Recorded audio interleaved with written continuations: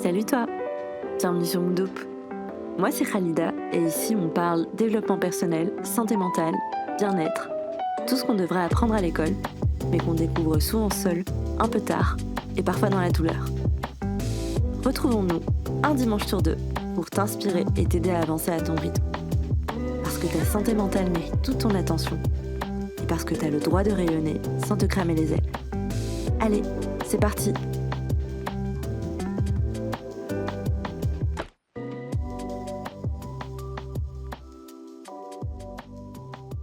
Dis-moi, est-ce que ça t'est déjà arrivé de dire oui alors que t'avais qu'une seule envie, fuir à toutes jambes? Ou de dire ok, pas de souci alors que ton corps entier criait non? Moi oui, et pendant longtemps. Alors aujourd'hui j'ai envie qu'on parle de ça, de ce mot minuscule mais tellement puissant. Non. Mais surtout, comment apprendre à dire non sans culpabiliser? Comment poser tes limites sans t'excuser d'exister? Et pourquoi au fond, dire non, c'est un des plus beaux actes d'amour que tu puisses te faire à toi-même? Allez, respire un bon coup avec moi. On est parti. Pourquoi c'est si difficile de dire non? Déjà, je veux qu'on remette les choses dans leur contexte. Parce que si tu as du mal à dire non, c'est pas que tu es faible ou que tu n'es pas assez affirmé, c'est juste que tu es humain, humaine, tout simplement. Notre cerveau est câblé pour vouloir faire partie d'un groupe. Et dans le fond, dire non, c'est prendre le risque de se faire rejeter. Et le rejet pour notre cerveau primitif, c'est la mort sociale. Alors forcément, on évite. Puis il y a l'éducation aussi, que ce soit à l'école ou à la maison. Combien de fois on a entendu des choses comme il faut être gentil, ne pas faire d'histoire, il faut partager, dire merci. On t'a appris à être sage, poli, accommodant, accommodante, mais pas à poser tes limites. Et si tu es une femme, une personne racisée ou quelqu'un qui a grandi dans un environnement où les autres passaient toujours avant toi, alors on t'a peut-être même appris que dire non, c'était mal, que c'était égoïste, que ça faisait de toi quelqu'un de difficile. Et tu sais quoi? C'est faux. Et on va le déconstruire ensemble, doucement, étape par étape. Première fausse croyance, c'est de penser que dire non, c'est un acte égoïste. Alors non, dire non, c'est juste choisir de respecter ton temps, ton énergie, ta santé mentale. C'est choisir tes combats. Et ça, c'est pas de l'égoïsme, c'est de la lucidité. Deuxième idée reçue, c'est l'idée de déception. On a peur de décevoir. Alors oui, peut-être que tu décevras, mais tu sais quoi? Tu déçois aussi quand tu dis oui et que tu le fais à moitié. Quand tu tires la tronche, quand t'es pas vraiment là. Donc finalement, quitte à décevoir, autant le faire avec honnêteté. Et puis, 3e mythe, c'est, le fameux FOMO. Donc on a peur de passer à côté d'une opportunité. Mais finalement, une opportunité qui épuise, qui te fait douter de toi ou qui t'éloigne de qui tu es. Est-ce vraiment une opportunité? Je ne pense pas. Et puis le dernier piège, c'est, d'avoir peur de se justifier, de trouver des excuses. Alors non, tu peux donner une brève explication, si tu en as envie, mais tu n'es absolument pas obligé de d'écrire un roman, pour valider ton non. Et puis, souviens-toi, un non clair vaut mieux qu'un oui un peu flou. Tu sais ce que j'ai réalisé? C'est que finalement, à chaque fois que je dis non à quelque chose qui me vide, bah, en contrepartie, je vais dire oui à quelque chose qui me nourrit vraiment. Donc je vais dire oui à mon repos, à mon équilibre, à ma santé mentale. Dire non, c'est pas fermer la porte aux autres, c'est ouvrir une fenêtre sur soi. C'est apprendre à s'écouter, à se choisir. C'est, finalement un peu reprendre le pouvoir sur son temps, sur son énergie, ses relations. Dire non avec clarté, ce n'est pas un rejet. C'est un acte de respect. D'abord pour toi et pour les autres aussi. Parce que quand tu dis la vérité de ce que tu ressens, tu te montres tel que tu es. Et ça, c'est puissant. Allez, maintenant qu'on a parlé de pourquoi c'est si dur de dire non, je vais te filer 5 clés concrètes pour apprendre à le faire sans exploser en larmes ni te planquer aux toilettes. Parce que poser une limite, ça devrait pas être un drame. C'est juste normal. Donc on va commencer simple, par 3 mots, 3 étapes, et tu verras, ça change vraiment tout. Donc, c'est la méthode du stop, check, choose. L'idée, c'est de prendre une pause, vérifier ce qu'on ressent à l'intérieur et choisir. Pas de réponse automatique. Tu prends ton temps, même 5 secondes. L'idée, c'est vraiment de prendre le temps de regarder ce qu'on ressent à l'intérieur. Est-ce que c'est plus un oui, un non, et de choisir finalement consciemment. Ensuite, si dire non te file des sueurs froides, et c'est OK, je pense que c'est le cas de beaucoup de personnes, tu peux commencer petit, vraiment petit. Pas obligé de commencer par dire non à ton boss en réunion, hein, pas du tout.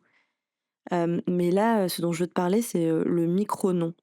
Tu n'es pas obligé de dire non directement, mais de prendre le temps et de le dire différemment. Je vais te donner des exemples. Tu peux dire par exemple, «Je te redis ça demain» ou «Je vais prendre le temps d'y réfléchir. Je vérifie mon emploi du temps». C'est doux, progressif, mais ça peut être puissant. Ensuite, je vais te parler de la méthode du sandwich.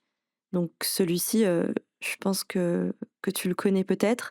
C'est un grand classique, qui est d'ailleurs pas mal utilisé, pour faire des feedbacks.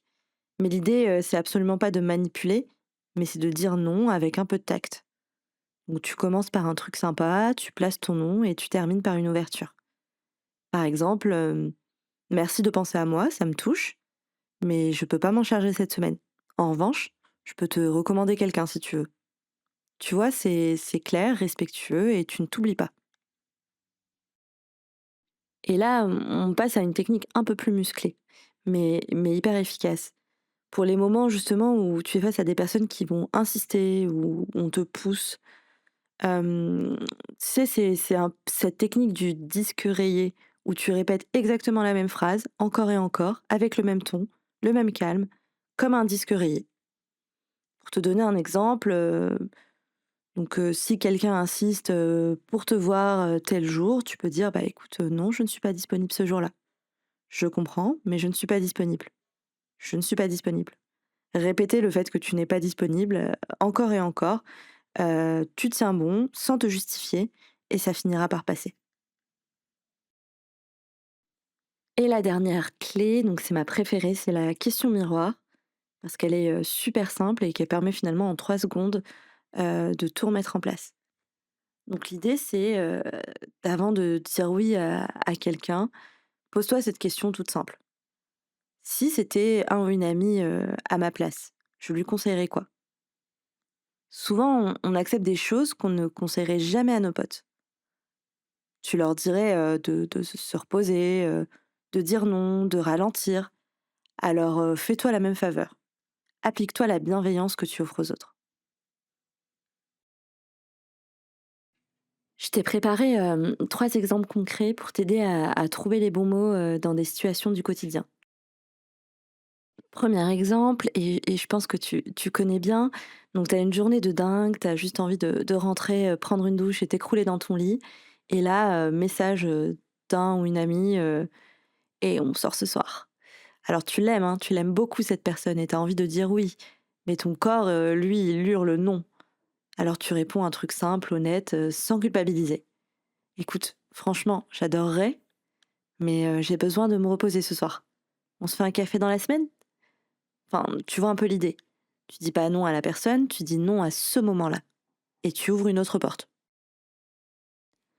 Deuxième exemple, donc là, c'est plutôt au travail. Donc tu es en pleine journée, déjà focus sur 2 deadlines, et là, ton ou ta collègue débarque avec un dossier super urgent qu'il faudrait finaliser avant ce soir. Avant, tu aurais peut-être dit oui, par automatisme parce que, c'est mal vu de dire non. Mais maintenant, moi, ce que je te propose de faire, c'est plutôt de respirer un bon coup et de lui dire tout simplement, que tu comprends que c'est urgent. Donc je comprends que c'est urgent. De mon côté, j'ai déjà 2 deadlines. Tu préfères qu'on en parle à 3 avec le manager ou qu'on décale, un truc ensemble? Tu montres que tu es ouverte à la discussion, mais tu ne portes pas le problème toute seule ou tout seul. Tu poses ton cadre, calmement, professionnellement. Troisième exemple, donc là, c'est un proche, qui est trop présent, trop souvent. Donc c'est quelqu'un que tu aimes profondément, mais qui t'écrit tous les soirs ou qui veut parler alors que tu as besoin de silence ce soir-là. Tu veux pas, le blesser, mais tu sens que là, maintenant, tu as besoin d'air. Alors tu dis, sans détour, mais avec douceur, «Écoute, j'ai besoin d'un peu de temps pour moi ce soir. Je te rappellerai demain, promis». Tu ne te justifies pas, tu ne t'excuses pas d'avoir besoin de calme, tu poses finalement des limites claires et respectueuses et tu tiens ta parole. Parce qu'un non bien dit, c'est souvent, ce qui protège le lien sur le long terme.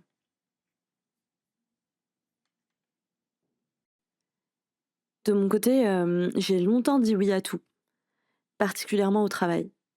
Je voulais être la fille fiable, impliquée, toujours là. Et un jour, j'ai accepté, le projet de trop, alors que j'étais, déjà au bout du rouleau. Donc oui, j'ai fait le job, bien sûr, mais à quel prix? Je dormais plus, j'étais irritable et surtout, je me sentais plus moi-même et on me l'a fait remarquer également autour de moi. Donc ce jour-là, j'ai compris que dire non, c'est pas trahir les autres, c'est arrêter de me trahir moi-même.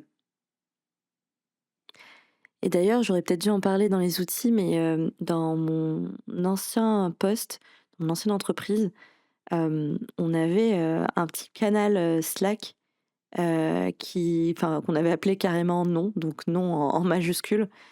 Et à chaque fois que l'une d'entre nous, donc avec, mon équipe, on recevait une demande, une sollicitation et qu'on savait pas, trop comment dire non, ou on était un peu mal à l'aise, et ben, on venait poser la situation dans ce canal et ensemble, on se donnait des idées de réponses, des formulations douces mais fermes, des non, bienveillants mais clairs.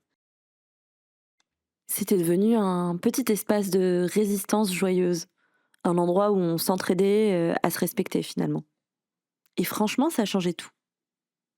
Le non, était devenu un muscle collectif, une façon de se soutenir. Et ça, c'était ultra précieux. On a fait le tour, des outils, des exemples, des phrases, un peu toutes prêtes. Mais maintenant, j'ai envie de te poser une vraie question. Et si on normalisait le non? Imagine un monde où dire non, c'est pas vu comme un rejet, mais comme une information précieuse sur tes besoins. Un monde où tu pourrais dire, «Merci, mais c'est pas pour moi» et ce serait reçu, sans drame, sans tension. Un monde où poser ses limites serait vu comme un acte de maturité, de lucidité, de respect de soi. Et si on commençait là? Juste toi, moi et toutes les personnes qui écoutent ce podcast. Une mini révolution. Un monde où dire non, c'est beau et c'est bien. Pour finir, j'aimerais te dire que tu n'as pas à tout accepter pour être aimé. Tu n'as pas à dire oui tout le temps pour être une bonne personne. Tu n'as pas à t'épuiser pour mériter ta place. Tu as le droit de dire non, le droit de te choisir, le droit d'exister dans un espace qui te respecte. Et tu sais quoi? Les bonnes personnes, celles qui t'aiment vraiment, elles comprendront. Toujours. Alors, je te lance un petit défi sur la semaine qui arrive. Je te propose de choisir chaque jour un petit nom à poser. Un nom doux, un nom clair, mais un nom qui va t'alléger, qui va te ramener à toi.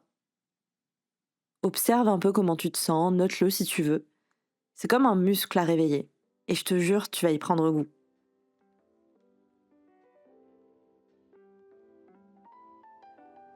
Merci d'avoir passé ce moment avec moi. Merci d'avoir pris le temps de t'écouter, de ralentir, de t'honorer. Si cet épisode t'a fait du bien, n'hésite pas à laisser une petite note sur ta plateforme d'écoute préférée. Ça m'aide beaucoup à faire connaître Moodoop. Et puis, tu peux aussi le partager à une personne de ton entourage. Celle qui dit toujours oui, même quand elle a plus d'énergie. On se retrouve très vite pour un nouvel épisode. Et en attendant, prends soin de toi et souviens-toi, dire non, c'est s'aimer. À très vite.